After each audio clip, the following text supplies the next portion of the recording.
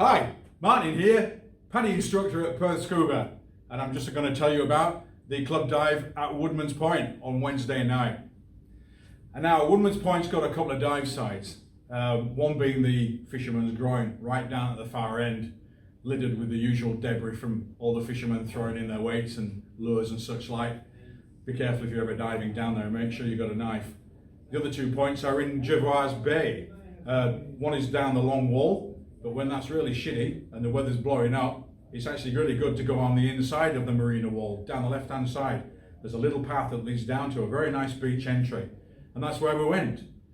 Now, 6 people turned up, and also my regular buddy turned up, but with a drone, so hopefully we might even have some aerial shots sometime. So, 6 of us kitted up, 5 were new to the club, 2 of them were first-time night divers as well, so it's great to get some newbies in there. So after kidding up, we entered the water, waded out quite shallow, around about knee height, for perhaps about 20 meters. And immediately the visibility was just fantastic. Straight away we could see bream swimming through the shallows, and also some good size mullet. So having got in water deep enough to put our fins on, we then headed out, and it drops off pretty quickly then. This is only maybe within about 30 meters of the entrance. So it's nice and easy. It was pretty cold, I've got to say. And one guy who was in a 3 mil, he was particularly cold afterwards as well. Guys in the 5 mils were doing okay. Me and my new 8 mil aqualung, 7 mil arms, zip, cross chest zipper. I was nice and toasty. I was absolutely lovely and warm. I was so glad I bought it. And also kitted out with my new G2 computer and my S620 titanium core Scuba Pro regulator. I just sold my Gibson Les Paul, so I came into some money, so I was treating myself.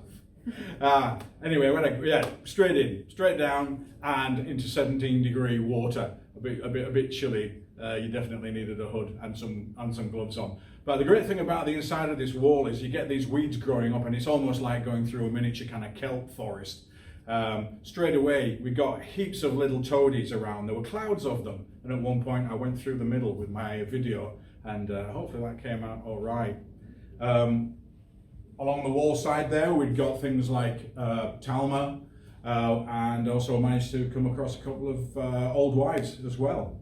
But the real bonus for the evening was actually when I was zooming in on something completely different. I was just zooming in on a nice little green coral head, and then right at the side of it something started to move, and I wondered if that was just a little baby cuttlefish, and then wow, it was actually a blue ring octopus with the old characteristic pointy body. Off he went into some weeds, and I carefully moved the weeds out, and he came out over the top of the rock, and then I was just taking pictures faster than I could press the shutter before he disappeared under the rock. And yeah, we left him well alone.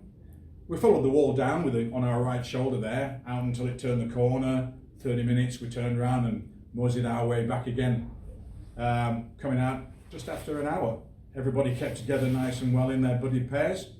I think everybody absolutely enjoyed it. And come along next time. Woodman Point on the inside. Just bear it in mind for when it's looking really bad outside. It's always a really reliable spot. Cheers.